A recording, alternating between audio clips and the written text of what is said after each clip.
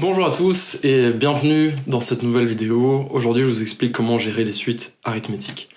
Une suite arithmétique, c'est quoi? C'est simplement une suite de nombres, donc des nombres les uns à la suite des autres. Et le truc, c'est que pour passer d'un nombre au suivant, tu fais chaque fois plus la même chose ou moins la même chose. Ouais. Donc, un exemple, tu commences avec 3 et tu fais chaque fois plus 2, par exemple. Donc, tu vas arriver à 5, puis 7, puis 9, puis 11, et ainsi de suite. Un autre exemple, tu pars de 10, tu fais chaque fois moins 3. Donc ici, tu soustrais, ou tu ajoutes un nombre négatif, ça revient au même. Donc tu vas avoir 10, puis 7, puis 4, puis 1, puis moins 2, et ainsi de suite comme ça, tu vois. Voilà, donc les suites arithmétiques, on les retrouve dans différents contextes. C'est pas les suites les plus intéressantes, mais voilà. Il y a des petits problèmes, des petits exos, des petits trucs qu'il faut savoir faire. Au niveau des maths, je te montre ici directement sur The iPad. Donc je reprends le premier exemple que je t'ai présenté, à savoir la suite 3, 5, 7, 9, 11, et ainsi de suite, and the word, ok. Voilà, ici, clairement, pour passer d'un nombre au suivant, tu l'auras compris, et de toute façon, je l'ai déjà dit, je fais chaque fois plus 2. Ce nombre 2, c'est ce qu'on appelle la raison de la suite. Donc ça, c'est un mot de vocabulaire à retenir. La raison de la suite. Raison, pourquoi est-ce que ça s'appelle la raison? J'en sais rien. Honnêtement, je m'en fous. Voilà, en tout cas ici, c'est 2. Le premier terme de la suite, c'est 3. Le deuxième terme, c'est 5, et ainsi de suite. On distingue les termes comme ça. Donc c'est chaque fois la lettre U, et puis le numéro du terme, quoi. Ok, pourquoi U? Franchement, je sais pas, je pense que c'est par rapport à un truc en anglais, mais je suis pas sûr à 100%. Et donc, cinquième terme, et ainsi de suite, et on va jusqu'au terme N. Le N-ième terme, c'est le terme n'importe lequel qu'on veut, quoi. Ouais. Il y a des petites formules qu'il faut connaître pour les suites arithmétiques. Arithmétique, pourquoi arithmétique? Ça aussi, c'est une bonne question. Si tu sais, dis-le-moi. Je n'en sais rien. Donc, en gros, voilà, première formule, je t'explique d'abord la logique vite fait. Tu remarques que pour aller du premier terme 3 au quatrième terme, tu as rajouté 3 fois la raison. Ouais. Pour aller du premier terme au cinquième terme, tu rajoutes 4 fois la raison.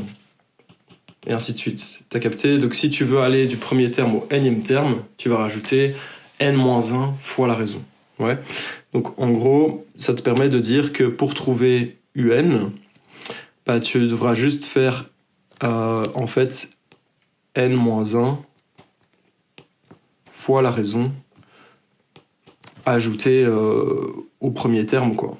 Donc a u1, tu vois. Si c'est du chinois, je te le montre peut-être en fait, dans le contexte de l'exercice. Ici, un va valoir 3 plus n-1 fois 2, quoi. Puisque, tu vois, comme on l'a vu avant, pour arriver chaque fois à un terme donné, il faut partir du premier et ajouter un certain nombre de fois la raison, et t'enlèves 1 par rapport au numéro du terme dans la suite. Ouais, bon, après, si c'est pas clair, ça va le devenir en faisant des exos. Comment trouver une excuse et un contre au fait qu'en fait, si ça se trouve, je suis un bien piètre professeur. Ok, go back to the math. Donc, la formule qu'il faut retenir, donc si tu veux déterminer c'est quoi le nème terme de la suite, tu pars du premier terme et tu fais plus n-1 fois la raison. Ça, c'est de manière générale, quoi, tu vois. Je te donne un autre exemple de suite arithmétique, peut-être, directement. L'autre exemple que j'ai mentionné, donc avec chaque fois moins quelque chose que tu fais, donc tu pars de 10, puis tu arrives à 7, A4, A1, A-2, et ainsi de suite. Pareil, tu peux numéroter les termes de la suite. Donc U1, U2, U3, U4, U5, and so forth, jusque le nème terme. Bah, donc ici, là, le rouge, concrètement, comme j'ai dit, pour aller d'un terme au suivant, tu fais -3. Oh yeah! Voilà. Et ainsi de suite. Ici, la raison, c'est -3, quoi. Donc en fait, c'est comme si on ajoutait -3, on ajoute chaque fois un nombre négatif. Au niveau de la formule, celle que j'avais au-dessus, donc UN égale U1 plus N-1 fois R est toujours valable. Dans le cas de figure donc, de cette suite-là, ça veut dire UN, ce sera 10 plus N-1 fois -3, quoi, tu vois. Ou alors 10 moins N-1 fois 3. J'espère que c'est clair. Après, bon, ici, c'est la vidéo un peu genre introduction, théorie et tout. Après, on va faire des exos où je mettrai les formules en pratique dans des cas concrets, quoi. Ouais. Imagine maintenant, tu veux connaître ce que vaut la somme des n premiers termes de la suite. Donc, tu as envie de savoir, par exemple, ici, pour la première suite, voilà, les 5 premiers termes de la suite, si je les additionne, en fait, ça fait combien? Tu peux faire 3 plus 5 plus 7 plus 9 plus 11, pas de souci, tu vas avoir la réponse. Mais sinon, il y a une formule qui te permet d'aller plus vite et qui va être bien pratique dans le cas de figure où tu vas additionner beaucoup de termes de la suite. Tu ne vas pas t'amuser à tous les choper et les additionner, quoi. Ouais. Je vais essayer de trouver une nouvelle couleur un peu funky. Non, désolé, ce sera du gris.